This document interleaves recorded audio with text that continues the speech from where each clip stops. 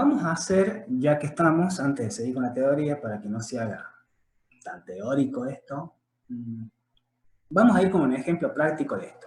Es decir, habíamos visto que el tipo de cambio real es, digamos, el tipo de cambio real entre dos monedas, ¿no? Peso dólar es el tipo de cambio nominal por el cociente de precios relativos de ambos países. Entonces, lo ponemos acá. Entonces decimos tipo de cambio real, peso dólar, ¿no? Lo simbolizamos como E minúscula, no sé, a ver, ponemos un subíndice, ¿no?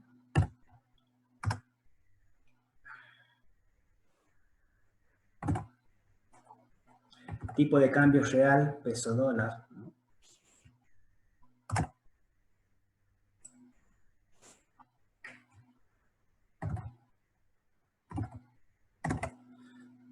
Bueno, esto va a ser igual a el tipo de cambio nominal, ¿no?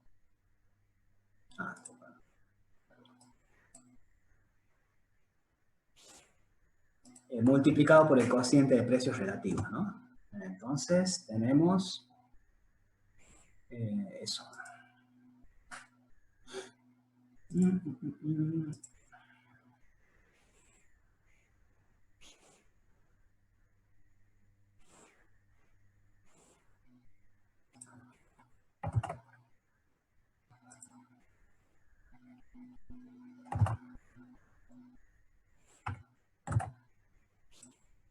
Bueno, entonces, esto es, si bien ya lo hemos charlado, lo ponemos bien.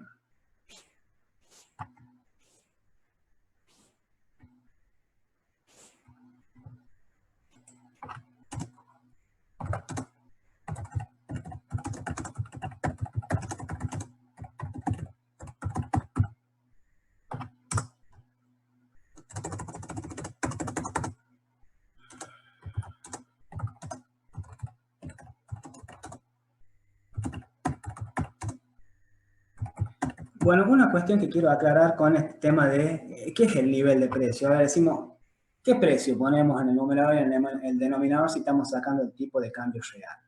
Cuando estamos sacando el tipo de cambio real, que es un tipo de cambio que en la economía no se lo puede, digamos, no se lo puede ver. ¿A qué me refiero que no se lo puede ver? En realidad este tipo de cambio real no está listado en ninguna institución financiera o bancaria. Es decir, uno no puede saber cuál es el tipo de cambio real en un momento del tiempo determinado. Eso es lo que uno no ve, ¿no? Lo que uno ve y se informa en los medios, como ustedes han podido escuchar a cada segundo, es el tipo de cambio nominal, el precio entre las dos monedas. Por lo tanto, si uno eventualmente quiere saber el tipo de cambio sectorial, el tipo de cambio real, sectorial, en algún sector de la economía, uno tendría que decir, bueno, a ver, en el sector de la siderurgia, de la petroquímica o del acero en Argentina, ¿cuál es el tipo de cambio sectorial? Bueno, habría que ver los niveles de precios de tal sector en promedio en Estados Unidos, los niveles de precio en promedio de tal sector en Argentina, ¿no? Por lo tanto, estos precios que están en el numerador y en el denominador no son precios de un bien en particular, sino que son, en otras palabras, son números índices. Ustedes ya saben de lo que les estoy hablando porque han visto estadística, ¿no? Un índice de precio, digamos, una medida ponderada de un gran conjunto de precio de bienes en la economía, entonces se pondera en cuanto a la participación digamos, del bien, en cuanto a la producción de los mismos y a la venta, entonces hacemos un índice de precios,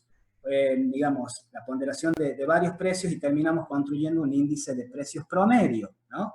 Por lo tanto, los precios que están ahí en el cociente son niveles de precios promedio, en otras palabras, son índices de precios, ¿no?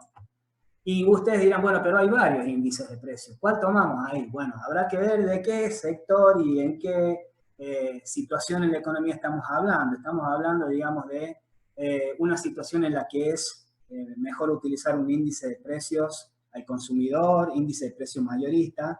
Bueno, en realidad, usualmente los índices de precios que se ponen acá son los deflactores del PBI, ¿no? El índice de precios implícito, porque ustedes han visto ya en Economía 1 que esos índices de precios tienen un promedio de todos los precios de la economía.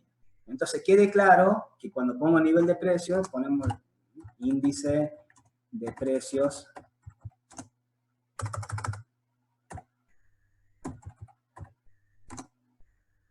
representativo.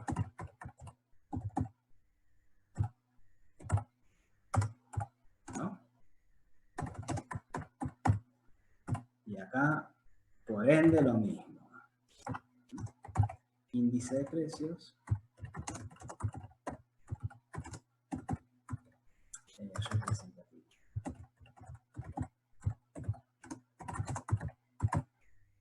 Entonces, bueno, eventualmente, si estamos en una situación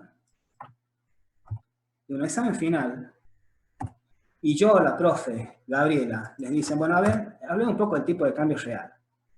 Entonces, ¿qué precio vas a poner si estás analizando el mercado del azúcar? ¿Qué precio vas a poner en P asterisco y P? No vayan a decir, por favor, el precio del azúcar, ¿no? Porque obviamente ya empezamos muy complicados para analizar el tipo de cambio real y usualmente con estos detalles en los finales les comento, cuando uno tiene que evaluar en términos teóricos a los alumnos ocurre. Por supuesto, cuando hay situaciones de ese tipo, casi como que no hay mucho más que hablar, ¿no? Porque si uno no entiende la idea básica, lo que es el tipo de cambio nominal o real entre los países, seguir hablando de economías abiertas con temas un poco más desarrollados y más profundos, ya es casi inerte, ¿no? Porque no saben, digamos, lo que es el 1+1 del comercio exterior. Cuidado con eso. Bien, entonces, esto venía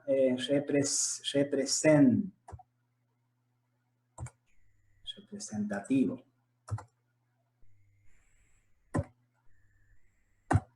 Bien. Esto que estoy poniendo acá es porque quiero que veamos la guía de trabajos prácticos, la unidad 4, algunos ejercicios para no seguir avanzando con la teoría y analizar bien qué es esta cuestión. Por lo tanto, yo digo que si el tipo de cambio real sube,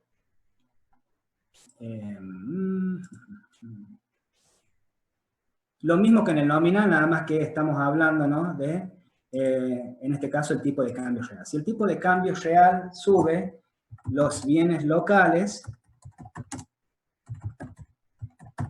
se hacen más baratos que los extranjeros.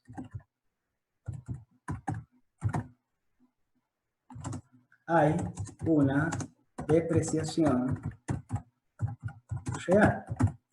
Bueno, si es baja,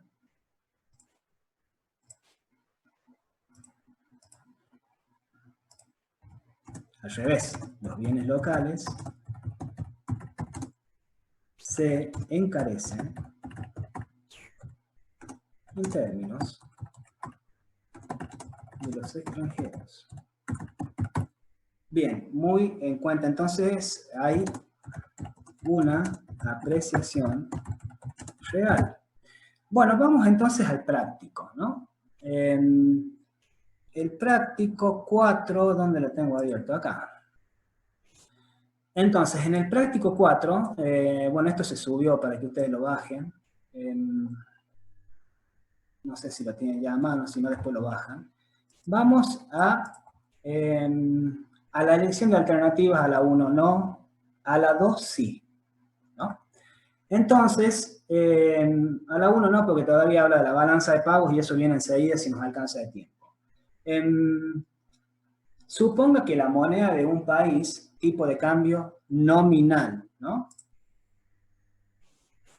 Estamos hablando del E, miren. Supongan que la moneda de un país se aprecia. Ya habíamos visto, si se aprecia, el valor de E mayúscula baja. Hace falta cada vez menos moneda local para comprar una unidad de moneda extranjera. El E baja, ¿no? Y su competitividad mejora. Cuando hablamos de competitividad es que los niveles de precio de los productos locales bajan en términos de los extranjeros.